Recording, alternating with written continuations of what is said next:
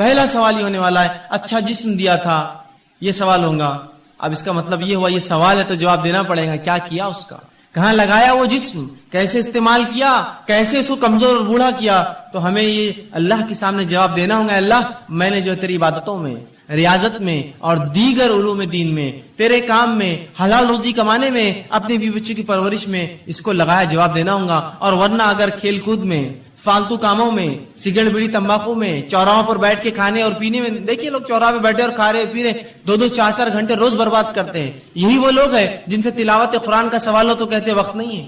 یہی وہ لوگ ہیں جن سے دینی علم کا معاملہ کرے تو کہتے وقت نہیں ہے. لیکن شام میں ہر روز کام سے آنے کے بعد یا تجارت ختم ہونے کے بعد 11-12 بجے تک، 1 بجے تک دوستوں میں بیٹھ کر جو وقت برباد کرتے ہیں، کیا روز قیامت اللہ پوچھیں گا نہیں جسم دیا تھا کیا کیا؟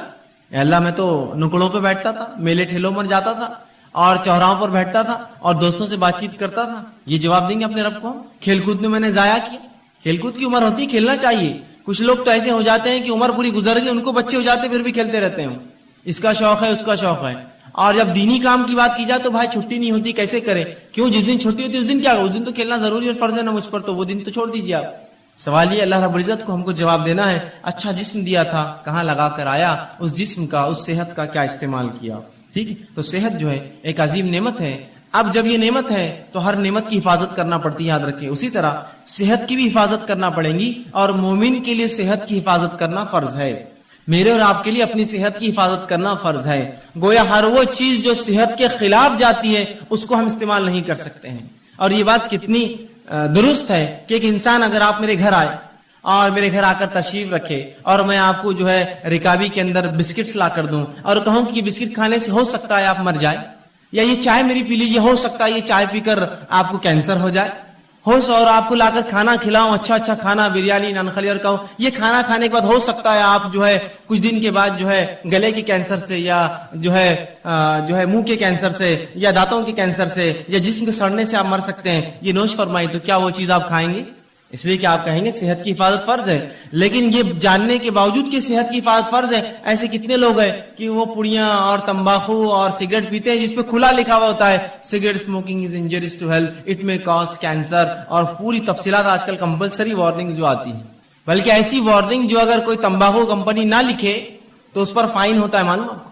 اس پر فائن ہوتا ہے. اس لیے کہ یہ ثابت ہے. ایک دنیا کی مشہور اور معروف کمپنی مالبورو نے ایک مرتبہ یہ کیا کہ وہ اپنی سگریٹ کی ڈبی پر لکھتا نہیں تھا اشتہار، اور اس نے کئی زمانے تک فروخت کی. ایک خاتون کو اس سے کینسر ہوا، وہ پیتی تھی اس لیے کہ اس پہ لکھا نہیں تھا، اس کو لگا یہ سیف ہے کینسر سے.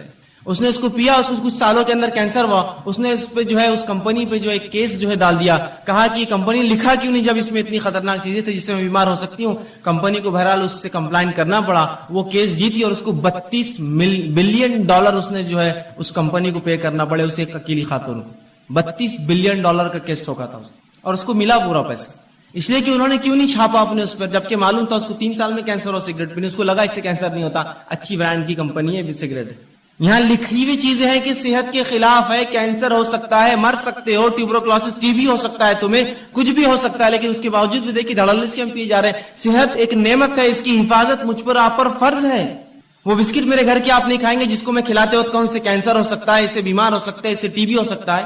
پھر کیسے ہم وہ چیزوں کو استعمال کرتے ہیں اپنی نفس پہ حاوی ہونے دے جو اتنی نقصان دہ.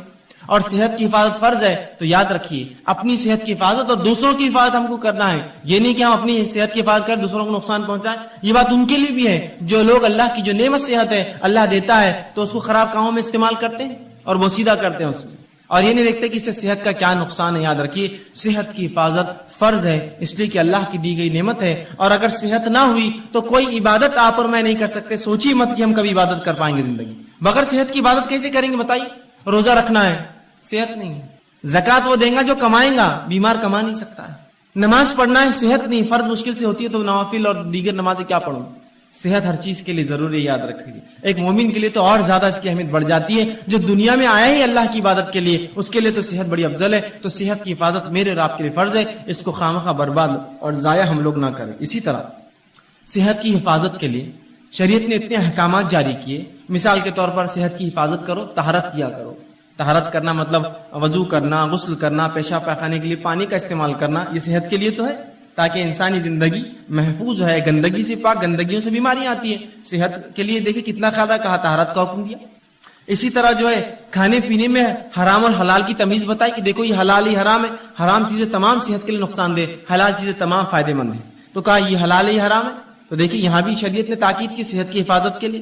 اسی طرح جو ہے ایسے کاموں سے انسانی جسم کو روکا، انسانوں کو روکا جو اس کے جسم کو ہلاک کر سکتے ہیں، جیسے زنا اور دیگر اور ایسے کام جو غلط بدفعلی انسان شرمگاہ سے کر سکتا ہے. کہا یہ تمام کام بہت خطرناک ہوتے ہیں. آج انسانیت دیکھ رہی جن لوگوں نے جو ہے یہ سمجھا کہ یہ جو رشتے ہوتے ہیں، یہ جو نکاح ہوتے ہیں، سب فالتو چیزیں، بس انسانی زندگی ایسی ایسا جانور ہوتا ہے، بس گزارو، جہاں چلا منہ مار دو، جہاں چلا شرمگاہ کا کسی کے ساتھ استعمال کر لو. آج دیکھیے کتنی بدترین بیماریوں میں ملوث ہے. کسی کو ایڈز ہے تو آج کل STDs جو ہوتے ہیں سیکچولی ٹرانسمیٹڈ ڈیزیز کی بھرمار ہے. تو کہا زنا کے قریب نہ جانا. دیکھیے صحت کی حفاظت کے لیے کہا نا، زنا کرو گے تو اتنی گندی گندی بیماریوں میں ملوث ہو جاؤں گے، تو صحت کی حفاظت کی. اسی طرح اچھا کھانا کھانے کا حکم دیا کہ اچھا کھانا کھاؤ، حلال اور طیب چیزیں کھاؤ. اسی طرح جو ہے کثرت کرنے کا حکم دیا کہ صحت کو اچھا رکھو، جس کے لیے کثرت ورزش کیا کرو. اسی طرح کھیل کود کا بھی حکم دیا، وہ کھیل کود جو انسانی جسم کو اور سماج کے لیے فائدے مند ہوتے ہیں، جیسا گھڑ سواری ہو سکتا ہے، آرچری ہو سکتا ہے، شوٹنگ ہو سکتا ہے، جو انسانی نفس کو فائدہ دے، کچھ اس میں جو ہے ایسے ہنر پیدا کرے جو فائدے مند ہے. تیرنا سیکھے، یہ سب اچھی چیزیں، سائیکلنگ کرے، رننگ سیکھے، یہ سب انسانی. تو کثرت کا حکم دیا، کھیل کود کا حکم دیا، اور بہت ساری ایسی دیگر احکامات سنائے تاکہ ایک مومن صحت مند رہے. یاد رکھیے صحت کا شریعت نے بڑا خیال رکھا، اور اسی کے لیے حرام حلال، اچھا اور برے کی تمیز رکھی. یہاں مت جاؤ، یہاں جاؤ، یہ مت کرو، یہ کرو، یہ سب صحت کے لیے. طہارت کرو، طہارت لیا کرو، یہ تمام چیزیں میری اور آپ کے صحت کے لیے شریعت نے کی. صحیح مسلم کی ایک روایت آتی ہے، نبی اکرم صلی اللہ علیہ وسلم فرماتے اور کہتے ہیں، کتنا دیکھیے اس امت کے صحت کا آپ نے خیال رکھا. اور رسول اللہ فرماتے ہیں، یہ غائب کے علم میں سے آپ فرماتے اور کہتے ہیں، برتن کو اور پانی کی جو تھیلیاں ہوتی تھی اس زمانے میں چمڑے میں پانی بھرا جاتا تھا، تو اس کو رات میں باندھ کر رکھا کرو. اس لیے کہ سال میں کوئی ایک دن ایسا ہوتا ہے کہ اللہ رب العزت آسمان سے بیماری نازل کرتا ہے، اور وہ بیماری جو ہے آسمان سے اترتی ہے، اور ایسی کسی کھلی چیز کو جب پاتی ہے جس کا ڈھکن رکھا نہ گیا ہو، کوئی کھانے کا برتن جس پہ ڈھکن نہ ہو، اس کا منہ بند نہ ہو، یا کوئی پانی کا ایک برتن ہو جس کا منہ بند نہ ہو، تو اس میں داخل ہو جاتی ہے. کیا فرمایا آپ نے؟ یہ بھی غائب کا معاملہ ہے. آپ یہ کہہ سکتے ہیں بیماری تو جراثیم پھیلاتے ہیں، اور جراثیم تو کہیں بھی جا سکتے ہیں، یہ غائب کا، اس لیے میں نے پہلے کہہ دیا. اللہ بیماری کو جب نازل کرتا ہے، رسول اللہ فرماتے ہیں ہر روز اپنے برتنوں کو کھانے کی ڈھکا کرو اور پانی پینے کی چیزوں کو بند رکھا کرو، اس لیے کہ سال میں ایک دن ایسا ہوتا ہے جب اللہ آسمان سے بیماری کو نازل کرتا ہے، اور وہ بیماری جو انسانوں میں آتی ہے، اور ہر وہ کھلی چیز، کھلا برتن اور کھلا پانی کا جو حصہ ہوتا ہے اس میں داخل ہو جاتی ہے. تو کہا کھانے پینے کی چیزوں کو ڈھکا رکھو. ویسے بھی کھانے پینے کی چیزوں کو آپ ڈھکیں گے تو یہ بیماری سے تو آپ بچے ہی رہیں گے، ساتھ میں گندگیوں سے، مکھی مچھر سے، غلاظت سے، دھول مٹی سے، اور پتہ نہیں کیا کیا کتنے فائدے ہیں. تو آپ سال بھر ڈھکے رکھیں، کہ تو ایک دن کب آئیں گا نہیں پتا ہے، تو گویا سال بھر ڈھکیں گے، مطلب سال بھر اپنے کھانے اور پینے کی حفاظت کرو، کھلا مت چھوڑا کرو، گندگی مت داخل ہونے دو. دیکھیے کتنا جو ہے شریعت نے حفاظت کی صحت کی ایک مومن کر ایک مسلمان. اسی طرح بیماری جو ہوتی ہے وہ صحت کی الٹ ہوتی ہے. اب بیماری کیا ہے؟ بیماری کو ہم یوں کہہ سکتے ہیں، اس کی تعریف یوں دے سکتے ہیں کہ انسانی جسم میں کوئی اعضاء میں تکلیف ہو یا کمی ہو یا بگاڑ آ جائے. پورے انسانی جسم میں یا کسی ایک اعضاء میں کوئی تکلیف ہو یا بگاڑ آ جائے، یہ بیماری ہوتی ہے. انسانی جسم میں مطلب پورے شریر میں، پورے جسم میں، یا کسی ایک اعضاء میں، ہاتھ، پیر، سر، کان، ناک، منہ، گلا، انگلیاں، کچھ بھی ہو سکتا ہے. کسی ایک اعضاء میں کوئی تکلیف ہو یا اس میں کوئی بیماری ہو، اس چیز کو، یا اس میں کوئی بگاڑ آ جائے یا کمی آ جائے، اسے بیماری کہا جاتا ہے. سر درد ہو رہا ہے، بلڈ پریشر ہے، شوگر ہے، یہ پورے جسم کی بیماریاں خون کے اندر رہتی. ہاتھ میں تکلیف ہے، ہاتھ کھینچتا ہے، پیر میں فلاں ہے، انگلیاں خراب ہو جا رہی ہے، فلاں ہوتا ہے، کان میں ٹیچ، تو یہ اعضاء کی بیماریاں. تو کوئی بھی چاہے پورے جسم میں کوئی چیز ہو تکلیف دے یا جو ہے کسی اعضاء میں، اسے بیماری کہا جاتا ہے. یاد رکھیں. اسی طرح بیماری جو ہوتی ہے یہ مومنوں کے لیے آزمائش ہوتی ہے. یاد رکھیں بیماری مومنوں کے لیے آزمائش. اور اللہ رب العزت مومنوں کو کیوں آزماتا ہے؟ وہ اس لیے آزماتا ہے تاکہ جانے، جانچے، پرکھے کہ جب ہم دعویٰ کرتے ہیں ایمان کا تو کتنے سچے ہم دعوے میں، اور جب اللہ اس دعوے کے مطابق آزمائش کرتا ہے تو کتنے کھرے اس آزمائش میں اترتے ہیں. تو اللہ رب العزت مومنوں کو آزماتا ہے بیماری کے ذریعے. تو یاد رکھیے مسلم کی روایت، صحیح مسلم اور مسند احمد کی، آپ صلی اللہ علیہ وسلم فرماتے ہیں مومن کا معاملہ بڑا عجیب ہے. جب اللہ اسے فراوانی دیتا ہے، خوشحالی دیتا ہے، تو اللہ کا شکر بجا لاتا ہے، یہ اس کے لیے خیر ہے، ثواب کا باعث ہے. اور جب اللہ تنگ دستی دیتا ہے، مصیبت دیتا ہے، پریشانی دیتا ہے، بیماریاں دیتا ہے، تو تب صبر کرتا ہے، یہ اس کے لیے خیر اور باعث کا معاملہ ہوتا ہے. اور یہ معاملہ سوائے مومن کے کسی اور کا نہیں ہوتا. مطلب مومن کے تمام معاملے خیر اور برکت والے ہیں کہ اگر اللہ نے فراوانی دی، اللہ کا شکر ادا کرتا ہے، اس کا اجر پاتا ہے. اللہ نے تنگ دستی دی، مشکل دی، بیماری دی، تو اس پر صبر کرتا ہے، اور ان دونوں کے اندر وہ جو ہے بدلہ پاتا ہے. اسی طرح سنن ابن ماجہ کی روایت ہے، آپ صلی اللہ علیہ وسلم فرماتے ہیں سب سے زیادہ جو لوگ انسانوں میں آزمائے جاتے ہیں، سب سے زیادہ جو لوگ انسانوں میں آزمائے جاتے ہیں وہ سب سے پہلے ہوتے ہیں انبیاء علیہ الصلوۃ والسلام، یہ سب سے زیادہ آزمائے جاتے ہیں۔ دوسرا فرمایا علماء حق، یہ دوسرے نمبر پہ جو آزمائے جاتے ہیں۔ تیسرا فرمایا صالحین اس امت کے نیک لوگ ہی تیسرے نمبر پہ آزمائے جاتے ہیں، اور فرمایا ان میں سے کچھ ایسے گزرے ہیں پچھلی قوموں میں، انبیاء، علماء حق اور صالحین، کہ جن کو ایسی بیماریاں اللہ نے دی کہ جن کے جسم میں کیڑے پڑ گئے، بیماری آزمائش ہے، ان کے جسم میں کیڑے پڑ گئے، صالحین اور ان نیکوکاروں کے اس حد تک بیمار ہوئے کہ اس بیماری میں ان کا انتقال ہو گیا۔ اسی طرح کچھ ایسے تھے اللہ نے ایسی غربت دی، اتنا غریب بنایا کہ سوائے ٹاٹ کے کپڑے، کھدر جو موٹے کپڑے ہوتے پہننے کے ان کے پاس نصیب نہ تھا، اور آگے فرمایا پہننے کو کچھ نہ تھا سوائے ٹاٹ کا کپڑا، لیکن اس میں وہ اس سے زیادہ خوش تھے جتنا تم فراوانی اور خوشحالی میں خوش رہتے ہو۔ مطلب یہ انبیاء، یہ علماء حق اور یہ صالحین ان بیماریوں میں، ان پریشانیوں میں، ان غربت میں بھی اتنے خوش تھے، اتنے مطمئن تھے کہ جتنے ہم لوگ خوشحالی میں خوش نہیں ہوتے ہیں، اس لیے کہ یہ انبیاء، یہ علماء حق، یہ صالحین جانتے ہیں کہ یہ آزمائش اللہ کی طرف سے ہے، اور ہر آزمائش کا مومن کو کیا ملتا ہے؟ بدلہ ملتا ہے۔ تو جب بھی ہماری آزمائش ہو یاد رکھیے ہم صبر کریں، اور اللہ رب العزت کسی بھی انسان کو اس کے طاقت سے زیادہ نہیں آزماتا۔ اللہ سبحانہ تعالیٰ سورہ بقرہ سورہ نمبر 2 آیت نمبر 286 میں فرماتا اور کہتا ہے لا یکلف اللہ نفسا الا وسعها، اللہ کسی نفس کو اس کے طاقت سے زیادہ نہیں آزماتا۔ یاد رکھیے مجھے اور آپ کو ہماری طاقت سے زیادہ نہیں جو ہے آزماتا ہے، بلکہ جتنی طاقت ہے اتنی ہی آزمائش آتی ہے۔ تو اگر بیماری دی تو یہ طاقت تھی تب دی، مصیبت دی طاقت تھی تب دی، کسی نعمت کو دے کر چھین لیا یہ طاقت تھی تبھی چھینا۔ اللہ کسی کو اس کے جو ہے برداشت سے زیادہ نہیں آزماتا، اور اللہ کا معاملہ تو ہر بار یہ ہوتا ہے۔ سورہ بقرہ سورہ نمبر 2 آیت 175 میں فرمایا اور کہا یرید اللہ بکم اليسر ولا یرید بکم العسر، کہ اللہ رب العزت تو تمہارے ساتھ آسانیاں کرنا چاہتا ہے، وہ تمہیں مشکلات میں نہیں ڈالنا چاہتا ہے۔ تو یہ بیماریاں میرے اور آپ کے لیے آزمائش ہے۔ اب جب بھی کوئی بیمار ہو تو ہم صبر کریں، اس لیے کہ صبر کرنے والوں کے تعلق سے سورہ بقرہ سورہ نمبر 2 آیت 156 میں کہا فبشر الصابرین، کہ صبر کرنے والوں کو بشارت دو، یہاں خوشخبریاں دینے کا حکم دیا کہ جو لوگ صبر کرتے ہیں فبشر الصابرین الذین اذا اصابتهم مصیبۃ قالوا انا للہ وانا الیہ راجعون، کہ جو لوگ مصیبت جن پر آتی ہے اور مصیبت میں صبر کرتے ہیں ان کو خوشخبریاں دے دو، اور جب ان پر مصیبت آتی ہے تو یہ مومن کہتے ہیں قالوا انا للہ وانا الیہ راجعون، ہم اللہ کی طرف سے آئے تھے، اس کی طرف لوٹ کر جانا ہے۔ تو ہمیں صبر کرنا چاہیے، اللہ کسی کو بھی اس کی طاقت سے زیادہ نہیں آزماتا، جب آزمائش ہوتی تو ہمیں صبر کرنا چاہیے۔ آئیے صحیح بخاری اور صحیح مسلم کی روایت ہے، آپ صلی اللہ علیہ وسلم فرماتے اور کہتے ہیں جب ایک مسلمان کو کوئی ایذا پہنچتی ہے، تکلیف پہنچتی ہے، بیماری کی شکل میں، کسی کی موت کی شکل میں، کسی اعضاء کے ضائع ہونے کی شکل میں، کسی اور اس میں مصیبت، پیسے میں، مال میں کمی، اولاد میں کمی، پھلوں میں کمی، روزی میں کمی، جب کسی ایک مومن کے تعلق سے آپ فرماتے ہیں مسلم کو ایذا یا بیمار ہوتا ہے تو اللہ تعالیٰ اس کے گناہوں کو ایسا دھو دیتا ہے جیسے ایک جھاڑ جس پر سوکھی پتیاں ہوں وہ سوکھنے سے گر جاتی ہیں۔ ایک مومن کو جب تکلیف، مصیبت، بیماری آتی ہے تو اللہ اس کے گناہوں کو ایسا اس سے الگ کر دیتا ہے جیسے کہ ایک جھاڑ جس کے پتے سوکھ چکے ہیں وہ اس سے الگ ہو جاتے ہیں، ایسے مومن کے گناہ جو ہے بیماری کی وجہ سے، مشکل اور تکلیفوں کی وجہ سے دور ہو جاتے ہیں۔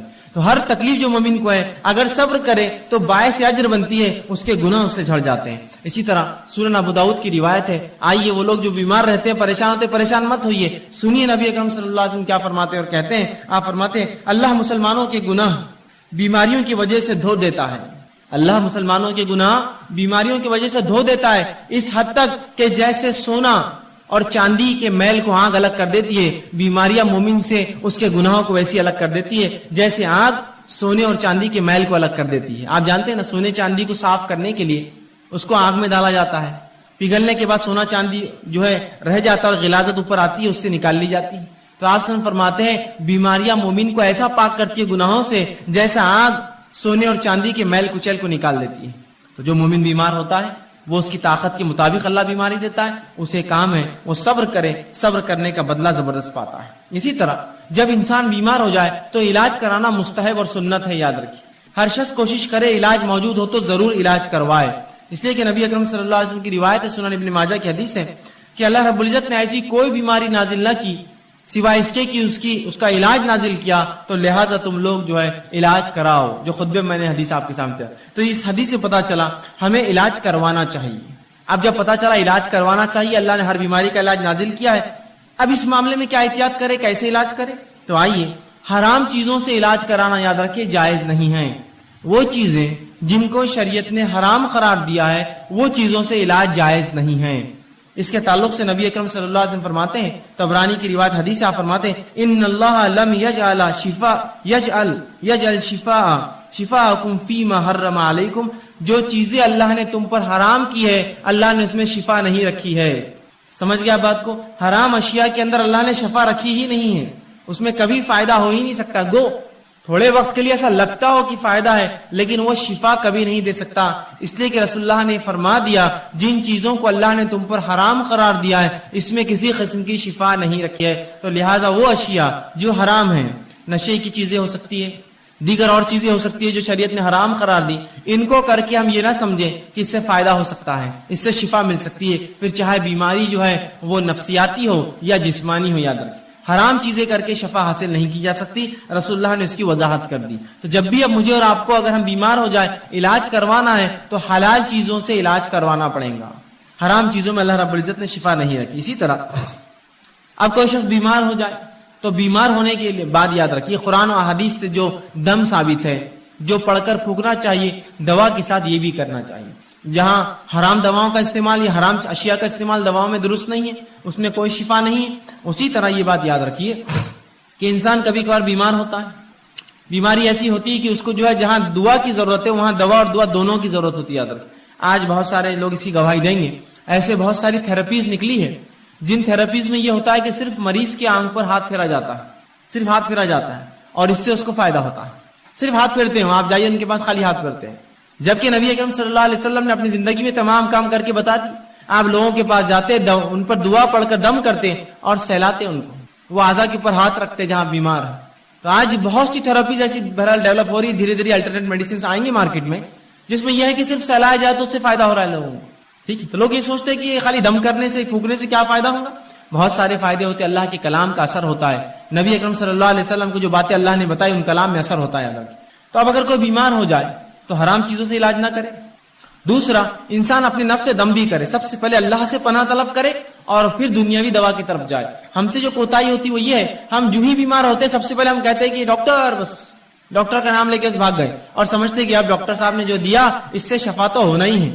سب سے پہلے یہ کہے اللہ تو نے مجھے بیماری دی, مجھے صبر دے, اس بیماری کا اجر دے, اور اپنے نفس کو دم کرے, جو دعائیں بتا گئی وہ کرے اور ساتھ میں دوا بھی کریے آپ. تو ہم دوا کا طریقہ کیا اپناتے ہیں, پہلے فوراً بھاگتے ڈاکٹر کے پاس, یہ سمجھتے ہیں مکمل 100% شفا اللہ نے اس کے ہاتھ میں رکھی ہے اور لہٰذا آپ جب یہ دوا دیں گا تو میں جو ہے مشفی شفا یاب ہو جاؤں گا, مجھے اس سے صحت مل جائیں گی. یاد رکھیے غلط. ہمیں سب سے پہلے اللہ پر توکل بھروسہ کر کے, اللہ سے دعا کر کے, وہ تمام باتیں جو نبی اکرم صلی اللہ علیہ وسلم نے قرآن میں بتائی اس کا استعمال کر کے ساتھ میں علاج کروانا ہے. یاد رکھیے خالی علاج پر آپ بھروسہ کریں گے تو اللہ رب العزت کبھی شفا نہیں دے گا. اور جو آج ہماری کوتاہی ہوتی ہے, علاج جب ہم بیمار ہوتے ہیں سب سے پہلے سوچتے ہیں دواخانے گئے تو اچھے ہو جائیں گے, بلکہ کچھ لوگ تو نفسیاتی مریض ہوتے ہیں, خالی دواخانے کا چکر بھی مار کے تو بالکل ریلیکس ہو جاتے ہو, بہت اچھا لگ رہا بولتے ہیں.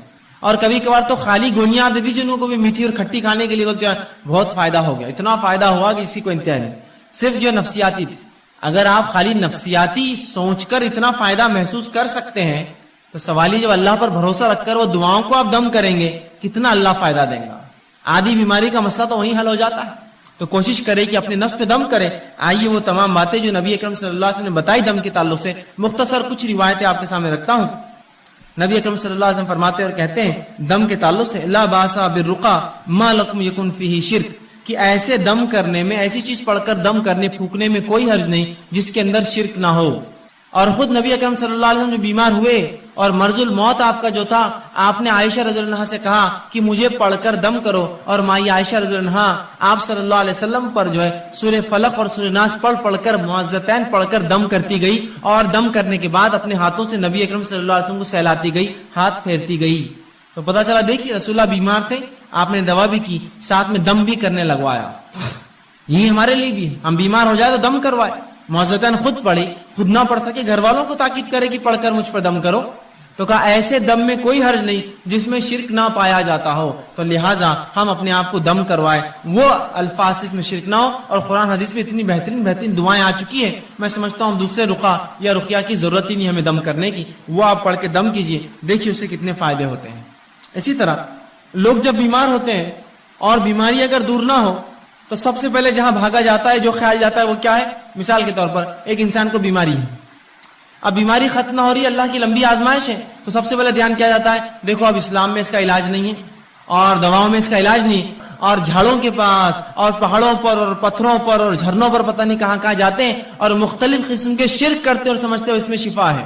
یہ بات کی گواہی سب دیں گے، سب کے شریعت نے یہاں بھی رہنمائی کی، کہا بیماری اللہ کی طرف سے صبر کرو، اس کا بدلہ طلب کرو اور حلال چیزوں سے علاج کرو، اور جو دم ہے کتاب و سنت ثابت وہ دم کرو، لیکن خراب حرام کام نہ کرو۔ تو سب سے پہلا کام جو کرتے ہیں ہم لوگ تعویذات، تعویذ کی طرف سب سے پہلے متوجہ ہوتا ہے۔ یہ تعویذ یہاں باندھ لو تو ہاتھ کی بیماری دور، وہ تعویذ پیر پہ باندھ لو تو پیر کی بیماری دور، یہ تعویذ کمر پہ باندھ لو تو کمر کا مسئلہ حل ہو گیا، یہ تعویذ کو سر پہ باندھو تو یہ مسئلہ ہو گیا، یہ کڑا پہننے سے بیماری دور رہتی، فلاں کڑا ہاتھ پہ باندھنے سے یہ، چاندی کا کڑا پیر میں ڈالے تو یہ ہوتا، کان میں ایک بالی ڈالے تو مرغی کا مرض دور ہو جاتا، فلاں کرے تو فلاں ہوتا، ناک ٹوچ دیے تو فلاں ہوتا، اور ہما اقسام کی، وہاں کڑا لگا دی تو یہ ہوتا، یہاں چھلا ڈالے تو فلاں ہوتا، وہاں بلا اگر رکھے چاندی کا تو وہ مسئلہ حل ہو جاتا، وہاں گھوڑے ہوتے نا، گھوڑے بنے ہوئے پتہ نہیں ہاتھی بنے ہوئے لے جا کر اور جو بلے رکھتے ہیں چاندی کے، یہ ڈالنے سے فلاں ہوتا، وہاں خفل ڈالنے سے یہ ہوتا، وہاں تاگا باندھنے سے مسئلہ ہوتا، یہاں کوڑی اور سیپی رکھنے سے یہ مسئلہ حل ہو جاتا، وہ دھاگا کالا یوں باندھنے، یہ پیلا دھاگا، دانت نکلنے کے لیے بچوں کی آسانی ہو تو فلاں پتہ نہیں تعویذ پہنا دیا جاتا، ہاتھ میں فلاں رکھے تو نظر نہیں لگتی۔ یہ تمام فالتو باتیں، یہ خرافات، یاد رکھیے تمام حرام چیزیں ہیں۔ نبی اکرم صلی اللہ علیہ وسلم نے جہاں پڑھ کر دم کرنے کا حکم دیا وہیں تعویذ اور گنڈوں کی حرمت یاد رکھی بیان کی کہ یہ تعویذات کچھ نہیں کر سکتے انسان کو۔ آئیے جو لوگ تعویذات پہنتے ہیں بیماری کے علاج کے لیے، سنیے نبی اکرم صلی اللہ علیہ وسلم کیا فرما رہے ہیں۔ آپ نے مسند احمد کی روایت فرمایا اور کہا من علق تمیمۃ فقد اشرک، جس نے کسی بیماری کے علاج کے لیے، کسی فتنے سے بچنے کے لیے، شیطانی وسوسوں سے بچنے کے لیے، کسی آفت کو ٹالنے کے لیے، کسی اچھائی کو لانے کے لیے تعویذ لٹکا لیا، من علق تمیمۃ فقد اشرک، اس نے شرک کیا۔ اندازہ لگا رہے ہیں آپ شرک کس کو کہتے ہیں؟ اللہ کے ساتھ اس تعویذ کو شریک کیا۔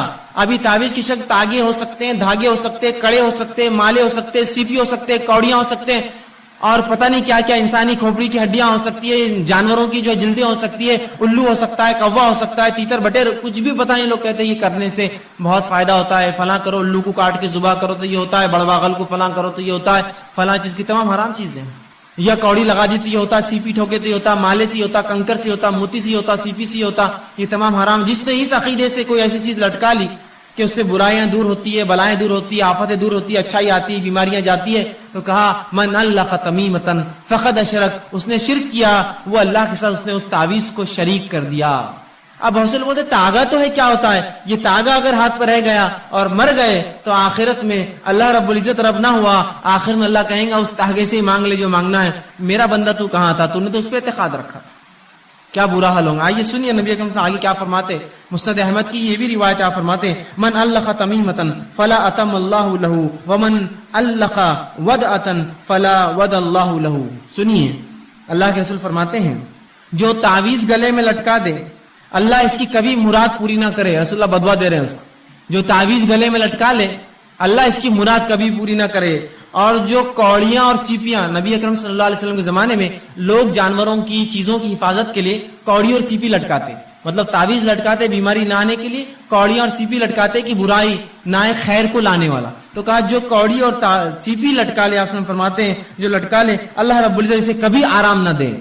جو تعویذ لٹکا لے اللہ رب العزت آپ فرما رہے ہیں کہ اس کو جو ہے کبھی جو ہے اللہ کے رسول فرماتے ہیں کہ اس کی مراد پوری نہ کرے اللہ، جس نیت سے ٹانگ کبھی نہ کرے۔ اور جو سیپی لٹکا لے، کوڑیاں اس زمانے میں لوگ لگاتے تھے تاکہ اس سے خیر آئے، فرمایا اللہ اس کو کبھی آرام نہ دے۔ اسی طرح آپ صلی اللہ علیہ وسلم نے مسند احمد کی روایت ہے، ایک شخص کو دیکھا جس کے ہاتھ میں ایک ڈنڈ پر ایک کڑا تھا، بہت سے لوگ کہتے ہیں نا چاندی کی کڑے، چھلے، پتہ نہیں مالے، گلے میں دھاگے، تاگے، سن لیجئے وہ لوگ غور سے سنیے۔ نبی اکرم صلی اللہ علیہ وسلم ایک شخص کو دیکھا کہ ہاتھ میں اس کے کڑا تھا ڈنڈ پر، آپ صلی اللہ علیہ وسلم نے کہا افسوس یہ کیا ہے، کیا باندھ رکھا تو نے ہاتھ پر ہی؟ تو شخص نے کہا اللہ کے رسول یہ میں نے اس لیے پہنا ہے کہ اس سے ایک جلد کی بیماری نہیں ہوتی ہے، اسکن کا ایک ڈیزیز نہیں ہوتا ہے، اس وجہ سے میں نے کڑا پہنا ہے۔ تو کہا کہ تو اسے فوراً اتار دے ورنہ اللہ رب العزت جو ہے تجھے اس میں ملوث کر دے گا، اس بیماری کو ڈال دے گا، وہ بیماری میں تجھے ملوث کر دے گا۔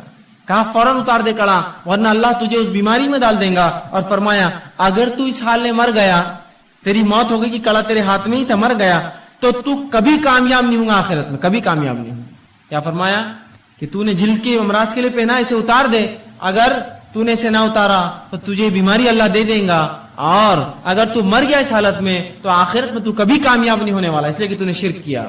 تو لہٰذا ہمیں حلال چیزوں سے علاج کروانا ہے، تعویذ گنڈوں میں کوئی علاج نہیں ہوتا، یاد رکھیں۔ آپ دعائیں پڑھیے قرآنی، آپ دعائیں پڑھیے نبوی، یہ علاج کا یاد رکھیے جائز طریقہ ہے۔ آپ بعض دعائیں جو نبی اکرم صلی اللہ علیہ وسلم نے دم کیا اپنے نفس پر جب آپ بیمار ہوتے تھے، تو آئیے وہ دعائیں آپ کے سامنے رکھتا ہوں۔ دیکھیے یہ تمام باتیں دنیاوی علاج کے ساتھ چل رہا ہے، آپ دنیاوی علاج کراتے ہوئے یہ تمام کام کر رہے ہیں، یاد رکھیے۔ میں نے یہ نہیں کہا کہ آپ دنیاوی علاج چھوڑ دیجیے اور باقی یہی کرتے رہیے، کافی ہے۔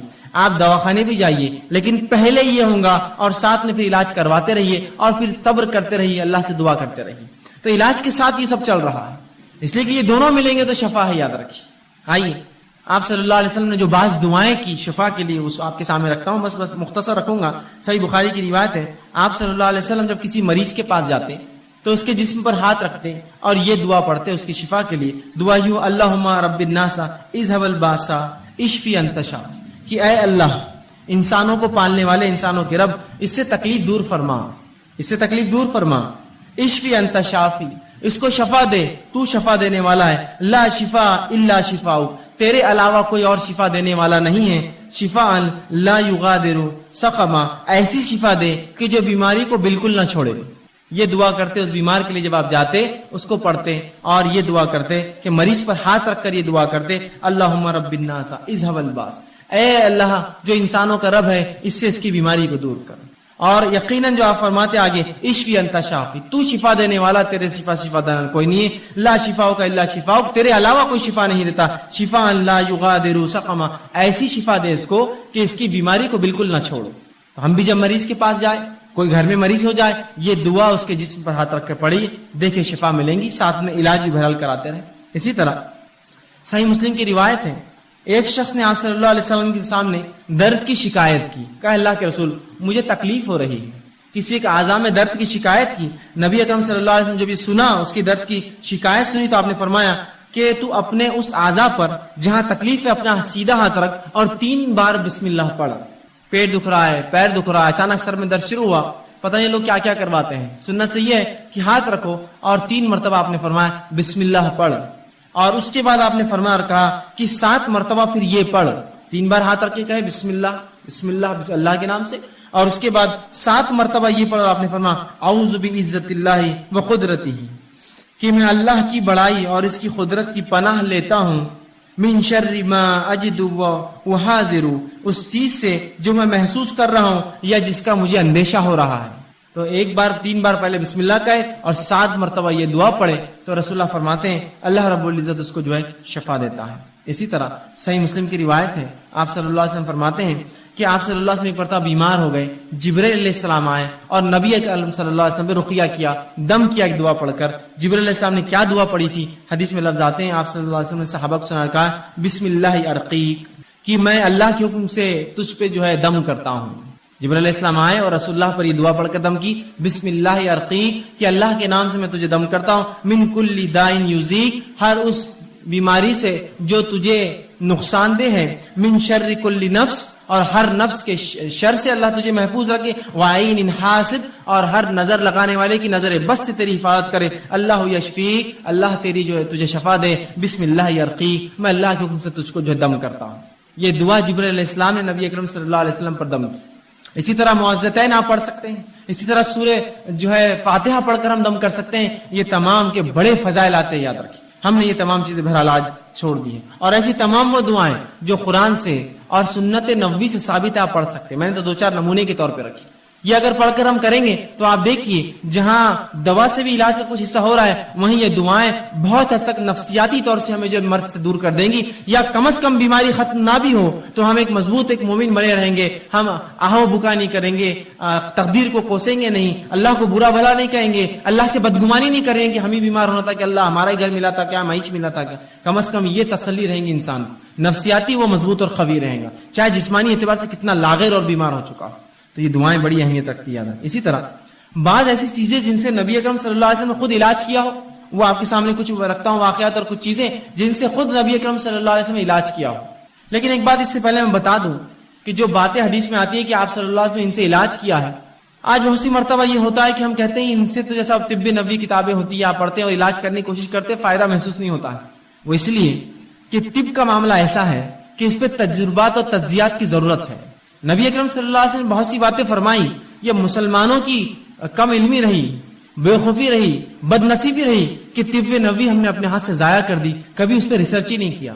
کوئی بھی میڈیسن ریسرچ کے بغیر نہیں ہوتی ہے۔ رسول اللہ اگر یہ فرماتے کہ فلاں چیز میں یہ شفا ہے تو اس کا معنی یہ کہ اب ریسرچ کرنا پڑے گا نا، اس میں سے نکالنا پڑے گا کیسی شفا ہے، کس چیز کے ساتھ دنیا کی مل کے شفا دیں گی، کون سی اور چیزوں سے مل جانے سے فلاں فائدہ ہوگا۔ ریسرچ ورک کبھی نہیں ہوا، اور افسوس مسلمانوں نے یونانی طب کو اپنا طب سمجھا اور یونانی طب کو مکمل طور سے لے لیا، اور طب نبی اس کے چکر میں پوری جو ہے ختم ہو گئی کہ آج بہت ساری باتیں جو طب نبی میں الفاظ آتے ہیں وہ دوائیں کس کو بولتے ہیں ہم کو معلوم نہیں۔ وہ تو تبھی معلوم ہو سکتا تھا جب اس زمانے کے بعد سے لے کر مسلمان اس کو استعمال کرتے رہتے، اس پہ تجربات کرتے۔ افسوس کہ اتنا زبردست ذریعہ طب کا ہم نے کھو دیا۔ لیکن پھر بھی کچھ باتیں جو آتی رکھنے کی کوشش کرتا ہوں، وہ جو جس سے رسول اللہ صلی اللہ علیہ وسلم نے شفا کے لیے استعمال کی دواؤں کے طور پر، سب سے پہلے جو حدیث میں آتا ہے وہ یہ کہ آپ شہد سے علاج کیا کرتے تھے۔ ایک مرتبہ ایک شخص آ کر اللہ کے رسول صلی اللہ علیہ وسلم، میرے بھائی کو جو ہے پیٹ خراب ہو چکا ہے، اسے دست ہو رہے ہیں، آپ صلی اللہ علیہ وسلم کا اسے شہد کھلاؤ۔ وہ گیا شہد کھلا کر آیا، کہا اللہ کے رسول اور بڑھ چکے ہیں، کہا اور کھلا، پھر اس نے کھلا کر آیا، کہا اللہ کے رسول صلی اللہ علیہ وسلم اور بڑھ چکے ہیں، کہا اور کھلا، 3 مرتبہ کھلانے کا حکم دیا۔ پھر وہ آ کر کہا اللہ کے رسول اور اس کے جو ہے دست بڑھ گئے ہیں، تو کہا اللہ کی کتاب سچی ہے، تیرے بھائی کا پیٹ جھوٹا ہے، اسے اور کھلا شہد، اس لیے کہ اللہ نے شہد کے تعلق سے کہا اس میں شفا ہے، تو اللہ کی کتاب سچی ہے، تیرے بھائی کا پیٹ جھوٹا ہے، اسے اور کھلا۔ جب اور کھلایا گیا تو ان کو شفا مل گئی اس چیز سے۔ آپ دیکھ رہے جہاں شہد کھلایا گیا وہیں عقیدہ دیکھیے ساتھ میں، کھلا اس کو، اس میں شفا ہے، بس اگر کہہ دیا تو کہہ دیا، یہ نہیں کہ اور عموماً دیکھیں تو شہد کھلانے سے بہت سے لوگوں کے جو ہے دست اور بڑھ جائیں گے، ظاہر تو یہ دکھتا ہے لیکن اس میں شفا ہے، وہ شفا اور فائدہ دیتا ہے۔ اس لیے کہ کبھی دست کا روکنا درست ہوتا ہے اور کبھی ان کا نکل جانا اچھا ہوتا ہے، تاکہ بیماری جو اندر ہے جراثیم پورے نکل جائے پیخانے کے ذریعے۔ تو کہا تیرا بھائی کا پیٹ جھوٹا ہے، اللہ کی کتاب سچی، اور کھلا اس کو ایک بار، اور کھلایا، دست بند ہو گئے، شہد کے ذریعے شفا۔ اسی طرح آپ صلی اللہ علیہ وسلم نے زمزم کا استعمال کیا شفا کے لیے، اور فرمایا زمزم جس